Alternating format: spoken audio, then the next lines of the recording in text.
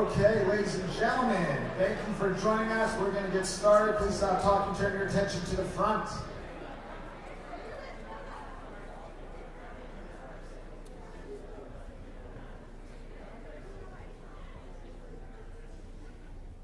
Thank you so much.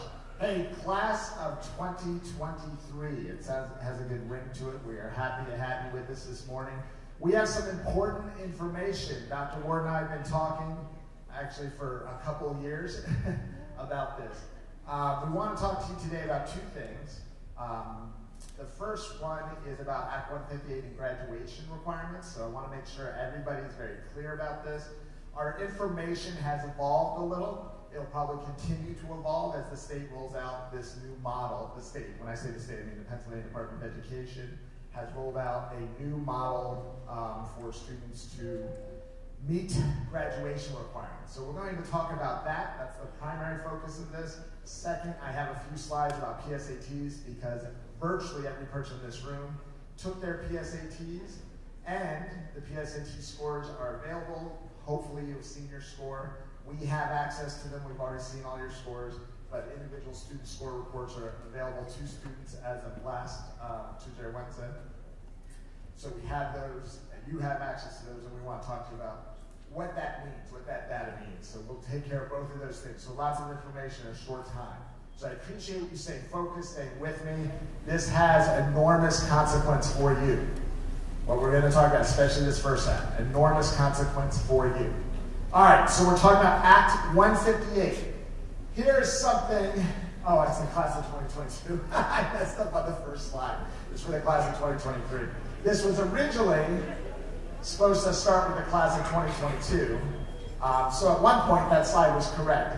Because of COVID, the Department of Education pushed this to start with your class, the class of 2023.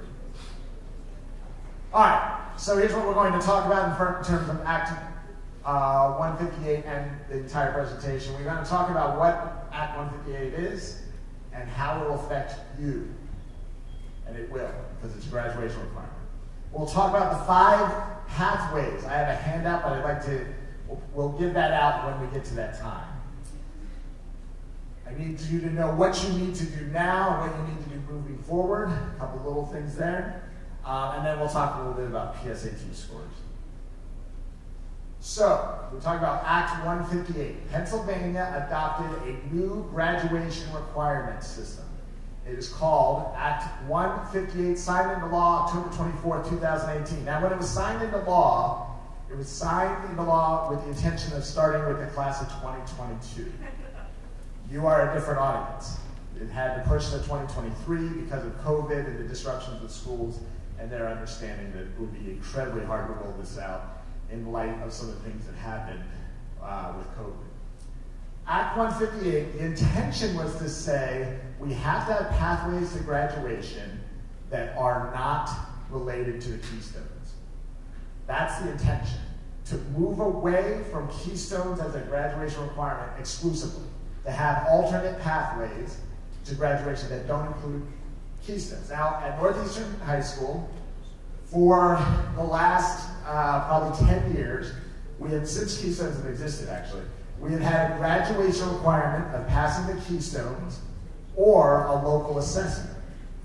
So right now we have a group of seniors who have not passed, when I say pass, I mean scored Proficient or Advanced, on at least one Keystone. It could be more.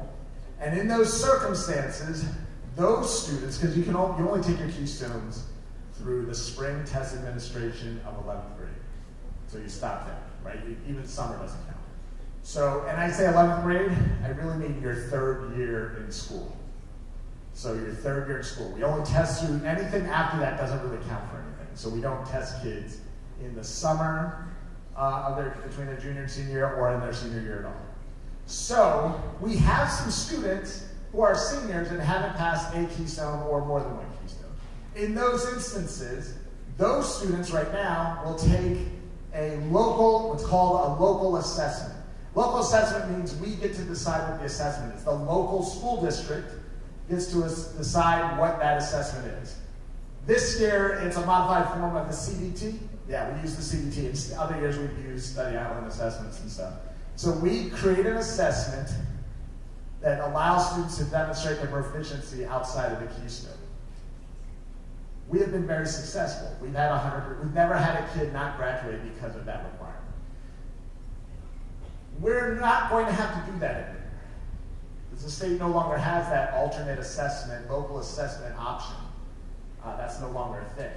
It's pass Keystones, or Keystone Composite Score, or use one of two other alternate pathways.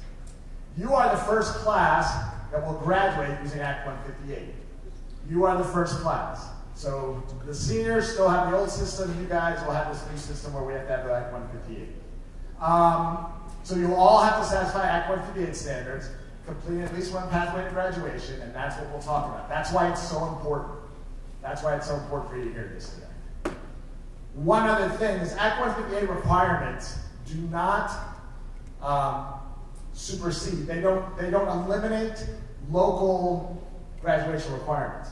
Northeastern School District, Northeastern High School, you still have to have 4 maths, 4 sciences, 4 English, 4 social studies, 1 world language, all those other requirements. Those are still requirements. So they didn't disappear. This is in addition, okay? And they'll replace the Keystone requirement. All right, so we have 5 pathways. Every student will be required to meet one of the 5 pathways to graduation. Counselors, can I get your help? And Mr. David, can I get your help? Would you mind passing these out?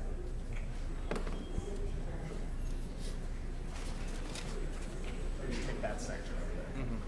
Would you guys mind passing these out? So our counselor, Mr. Fabian, are going to pass out a paper. Wanted to get you in here before I pass out because I wasn't sure I'd hit you all. Stay with me on this.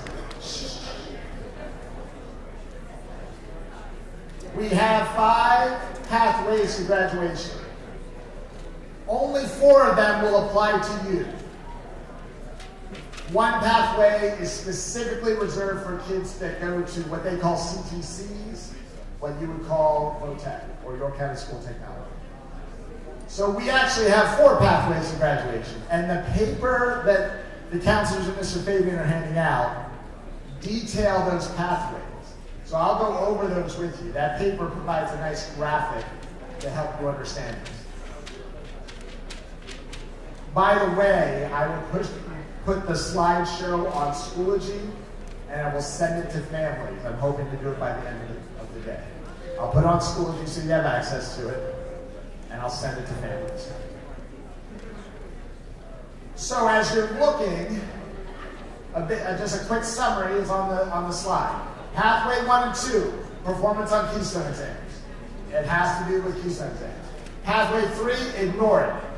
It only applies to students at 10. Pathway 4 and 5 are called alternate pathways. They do not require Keystone performance, but they require other things. Some of those other things I think we have built into what we do.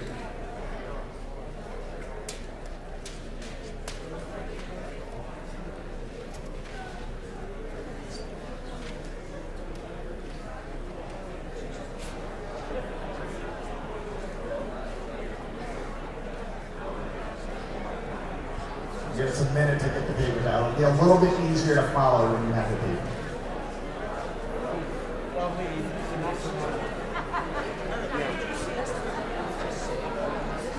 I'll also put a copy of this document on our website and on Schoology, and I'll put it in the message I sent to families.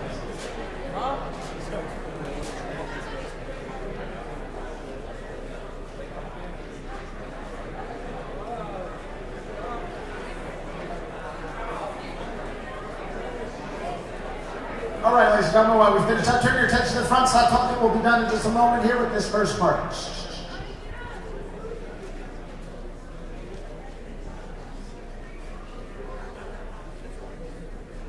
Thank you. All right. If you look on that paper, the first box, the first dark gray and light gray box, shaded box, describes pathway 1. So there's a reason we want as many students to take and pass the Keystone Exams as possible. This is the simplest pathway. It has the least opportunity for human record-keeping error, because these records are actually humans keep these records, and whenever you have humans keeping records, there's an opportunity for error. This is the easiest system for us. So this is why we're so insistent on students taking Keystones and doing their best, and there's a reason for the timing of this. Winter administration starts right when we get back from holiday break, right? January 4th? January 4th is when winter administration. So if you have a Keystone exam to take, you may be taking it as early as January 4th. So there's a purpose in the timing of our discussion. All right, so pathway 1, simplest pathway. Score proficient or advanced on each of the Keystone exams: algebra, biology, English and literature. It doesn't matter when you have scored proficient. If you took the algebra exam in 8th grade, that counts. That score is what we say is banked. It means they hold it, and it's held until you're at the end of 11th grade, and then it rolls into our data. So, pathway 1, the easiest one for us to keep track of, because we've been keeping track of this data since Keystones have existed. Proficient or advanced on each of the Keystone exams: algebra, bio, English, literature. It doesn't matter if it's your 3rd or 4th time taking it. It just requires you to get score proficient or advanced. Dr. Ward, is there a super score model for this? There is a super score, right? Where you can pass module 1 and module 2, right? Separately. Yes. Yeah. Listen up, this is important. I don't know that you guys all understand this concept. Some of us know it because SATs sometimes work this way. There's a super score model, right? The Keystones, each Keystone is broken into 2 modules. Each Keystone exam is broken into 2 modules. Let's say at the end of 10th grade, you take the English literature Keystone exam after you take 10th grade English. And you score proficient on module 1, but basic on module 2. And then, in the winter of 11th grade, you take an English 11, you take that course, you take the Keystone exam again, and this time you take it and you score basic on module 1, but proficient on module 2. We have the opportunity, and the state does this for us, the Department of Ed does this for us, to essentially create what we call a super score, your best performance on each module. And so long as you pass each module, you'll have passed the exam. It'll come out as a proficient. We'll have that record. Does that make sense? Got it. Okay. Any questions with pathway 1? It's super simple. It's essentially what we've asked you to do all along. Score proficient or advanced on your Keystone exams. Pathway 2. This one's a little bit more complicated, but it does have to do with Keystone exams. It is the second box on your sheet, the second dark gray, light gray box. So in order to do this, a student will earn proficient or advanced on at least one of the 3 Keystone exams. The word pass might be simpler for you. You have to pass at least one of the Keystone exams. And then score at least basic on the other 2. You cannot have a below basic. Score at least basic on the other 2 Keystone exams. And the last, your combined score for all 3 must be at least 4,452. Each Keystone exam has a passing score of 1,500. So if you scored the lowest proficient score there is on each exam, you would have a 4,500. Right? If you would have scored the lowest passing score on each exam, you would have a 4,500. They make this a 4,452, which gives room to not be proficient on one exam. Does that make sense? So, pathway 2, proficient or advanced on at least one of your 3 exams, score at least basic, no below basics on the others, and have a composite score of at least 4,452. We have your score numbers. That's reported to us, and we're tracking that information. I will say this.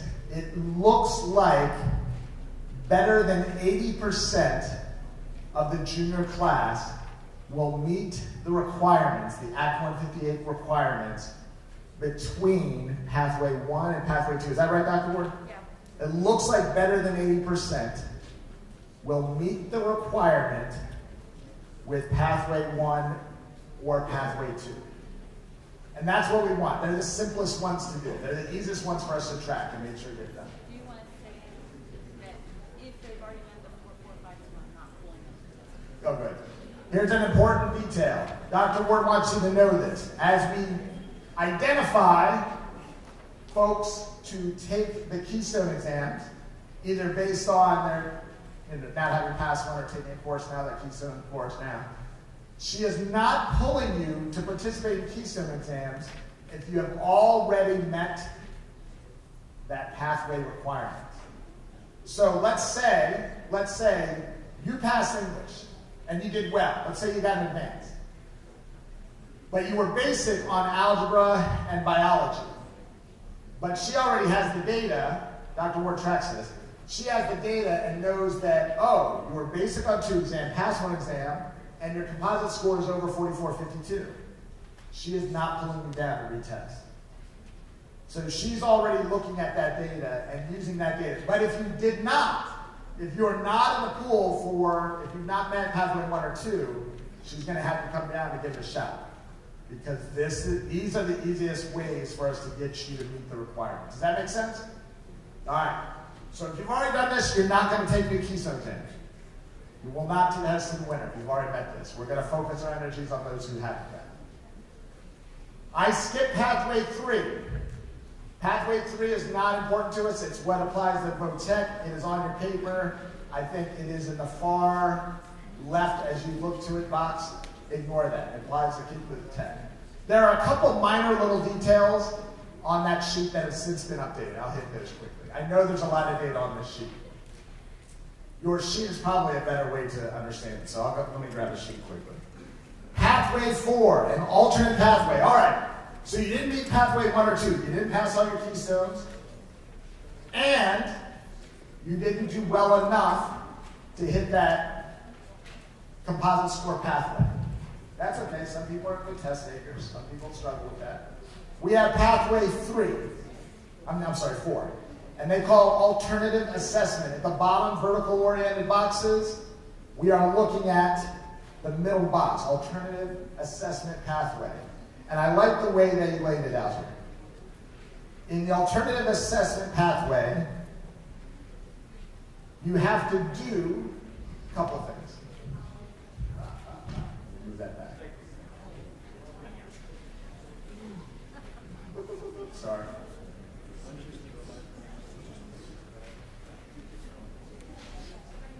First one, you must pass the Keystone courses. It's not really necessary to say this because you can't graduate from Northeastern High School without having passed Algebra 1, a Keystone course, IM 1, Algebra 1 if you took it in 8th grade, IM 1 if you took it here, Biology, and English 10. Those are graduation requirements. So if you have not done those things, you're not graduating. But the state says you must pass those 3 courses. And do one of the following. Now, let's look at that first bullet. Attain a specific score on an alternate assessment. When they say alternate, they mean alternative to the Keystones. AP exams, PSATs, SATs, ACTs, ACT WorkKeys, which we don't administer here, but that could change, or the ASVAB. We do administer the ASVAB. That's an Armed Service Vocational Aptitude Battery. So you score a qualifying score on that, high enough to enter the Army, and that would satisfy. I think the one that's most relevant there is a PSAT score of 970 or higher. There's a reason we administer the PSAT to every 11th grader. This is a second reason. One, we thought the data was useful. It's good for the school. It's good for you guys. For those of you who are considering going to college, we just take care of it, so you don't have to think about it. My kid goes to a school where they have to take it on a Saturday. They have to pay for it. It's a barrier. We wanted to eliminate the barrier. So we pay for it and administer it to all 11th graders. What I think is useful now is we now have an alternative assessment score for virtually every 11th grader. So we may have given you a test that gives us the opportunity to say, oh, good, met that. You can also, instead of the testing requirement, you can pass. You can take and pass a dual enrollment course. It would have to be a math, an English, or a biology dual enrollment course. I mean, the college course, you can take HACS class, a HAC class, Mansfield. We have about 12 dual enrollment agreements. So there's information about that. Or you can complete a pre-apprenticeship program. Through York County Alliance for Learning, we have some pre-apprenticeship programs through Kinsley and through, I want to say the Electrical Union. So there's a couple of pre-apprenticeship programs if you're thinking about going to trades. Or be accepted into a 4-year institution of higher education, 4-year college program. And evidence that you can take college level coursework. You can't take remedial coursework. So those are all options. The PSAT is the easy one. That's why I'm so insistent that we take it. It's the easiest option. If we have a qualifying score on the PSAT at 970, good to go. That's Pathway 4. So if you have not passed the Keystones, that's an opportunity. Our last one is Pathway 5. Again, you have to pass your Keystone course and have 3 pieces of evidence. This is kind of confusing, but if you look at the sheet, I think it gives a great description. It identifies 1 or more from the first section, no more than 2 from the second section, in that 3rd vertical box. A lot of detail to that, but pass the courses and then 3 pieces of evidence. One of them must be alternate assessment score, acceptance to a higher education program, HAC would count. Attainment of an industry recognized credential. You take some of Mr. Weikert's classes and get an industry certificate, that would count. We have a number of students who earn those. Or take a dual enrollment class. They use a different term for dual enrollment. I think they call it concurrent enrollment. We call it dual enrollment. And then up to 2 of these pathways, or tasks, I should say. You can score Proficient or Advanced on a Keystone. You can get a letter saying that you'll be full-time employed upon graduation. You can do an internship. You can pass or meet the NCAA requirements to participate. And you can do a service learning project, which we can build into your graduation project. So Pathway 5, a little bit more complicated. This first student who does not pass any Keystone exam, or doesn't pass Keystone exam, or meet the composite score pathway. Keep this paper. If you pass your Keystone exams, you're good, right? You're pretty good. If you didn't, we have to have another conversation, figure this out. So, what do you do now? Big thing. You're scheduled to take the Keystone exams, make sure you show up, take them, do as well as you can. The Keystone exams are your pathway to get the easiest model you can.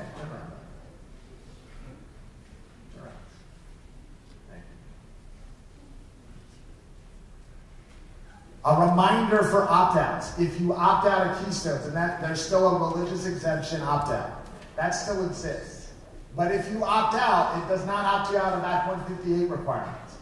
If you opt out of Keystone exams, that means we're looking at Pathway 4 or 5. I expect we'll have fewer opt-outs. We don't have a lot now, but I expect we'll have fewer.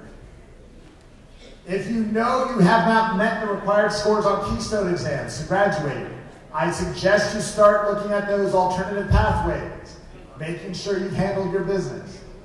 Shh. Thank you. We're just trying to find a way to get you graduated. And then work with your counselor to make a plan for beginning of senior year, especially if you have not met if you have not passed your Keystones. All right, that was Act 158. At the end, if you have questions about that, come see me. I'll be up in the front. We can have that conversation. I'm going to talk to you briefly about PSATs. Oh, let me just say, Dr. Ward, any other questions, thoughts, anything we should talk about in terms of Act 158? Yeah. There's going to be about 30 of you, around 30 to 40 that have to go to Pathway 4 and 5. I know who you are already. So we're just trying to shrink that population, right? We're trying to shrink it. Tests. So if you get pulled, listen up. If you get pulled for Keystone in January, you want to do your best. Either you have that proficient basic, but you didn't hit the 4,452. I sent Schoology messages asking you which one you wanted to take. I would suggest getting on Schoology and checking your mail. If there's an email from me, you need to respond. Wouldn't we also say, in almost all instances, take either math or English, don't count? Yeah, it's math or don't. So if you're a kid who is just trying to hit it, just trying to hit that score, and you need to pass one exam, you pass one, you need to pass one more, the likelihood of that being biology is very, very low. Students do not pass the biology exam after their biology class. Students do well on the biology exam when they've taken the class, but when they take the exam the next year, because that content, the way that the assessment is designed is very specific information, and it doesn't have a high retention rate. So keep that in mind. You want to take English or math, because think about this. You only take one, at best, 2 biology-focused classes. You take English and math every year. Take the English and math. Whoever is in a math class or English class right now and doesn't have all proficients or doesn't hit that 4,452, you are on the slate to take the test January 4th, 5th, 6th, and 7th. One other reminder, if you think you should be scheduled for the test and you weren't, come see us. Let us know. Again, human systems, human error exists. So if there's something, especially if you moved into the district, that's an easy one for us to make a mistake on. So if you think you should be on a testing group but maybe weren't, let us know. All right, stick with me. One last thing. We're going to jump through this very quickly. PSAT scores. Your scores are accessible. You can go online and get them. You should look at your online reports. We're not talking about paper score reports, but you should go on and look at your online reports. My daughter's a sophomore. She took the PSATs. We looked together last week on Wednesday at her PSAT scores. Some quick information about how to access them. They're easy to access. You should have a College Board account. Shh. Thank you. You should have a College Board account. That College Board account will help give you access to your PSATs and give you other things like help with how to improve your performance, how to link your performance to other things, how to connect Khan Academy, and should you take the SAT later on or AP exam, you already have the account. I'm going to send this out, so I'm not going to get bogged down with the details. An important question is how the PSAT correlates to the SAT. And there's a pretty strong correlation. Madison, come on. There's a pretty strong correlation. That correlation, because the PSAT scores at, I think it's 320 to 1520. Not too long to say this is done in 5 minutes.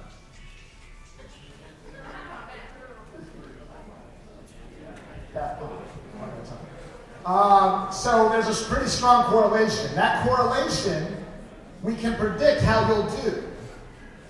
With a 1520 max on a PSAT and a 1600 max SAT, we can predict with some level of reasonable expectation how you'll do. We usually predict about at least a 100-point increase between your PSAT and SAT. Ms. Gamber, is that about right? You're looking at about a 100-point increase between PSAT and SAT? You also usually have a little bit more coursework between the two. So you will see a score here at 960. That is your PSAT score. It's broken into 2 halves, a math side and a verbal side. That's the information we really need. Well, I'm going to push this out. It's hard to read, but you'll see what your scores tell you. I'll share this PowerPoint if you're interested. The next steps I think are important. How to improve. If you're college bound and you need an SAT score or think you need an SAT score, important to note, more and more schools are making SATs optional. After COVID, it was super hard to take an SAT.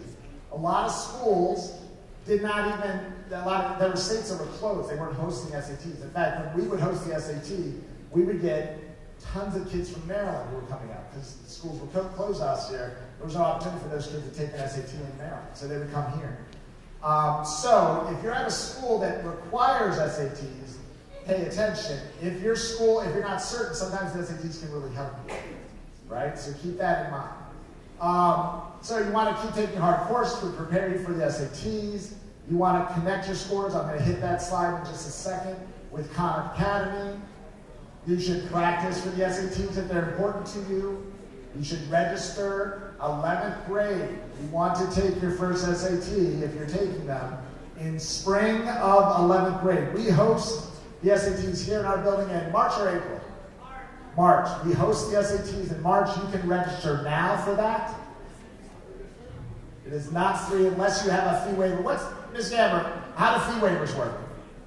If you're on free or reduced plus, you can get a fee waiver at the guidance office. Or foster or homeless, any of those categories. If you're foster or homeless or get free or reduced scale, you can get a fee waiver. You cannot sign up for the SAT in the guidance office. You have to get on collegeboard.org and sign up for the SAT. Another reason that the link between your PSATs and registering in the College Board is smart, right? It'll help you to register a little bit more easily. This is the one thing I wanted to point out to you. You can link your performance on the PSAT to Khan Academy. I think many of you are familiar with Khan Academy from your math classes. And the Khan Academy has partnered with College Board and they create customized performance plans and performance improvement plans. So if you want to improve your performance based on how you did on the PSAT, you can get Khan Academy instruction and exercises specifically designed for your performance. That's important. I think you want to have that. My kid will be doing it. So there's directions on how to link your College Board account to Khan Academy. You will get this. That's everything I have about PSATs. Ms. Gamber, anything else about PSATs you'd like? Mr. Fabian, it's you. Ladies and gentlemen, your college and career advisor, Mr. Fabian.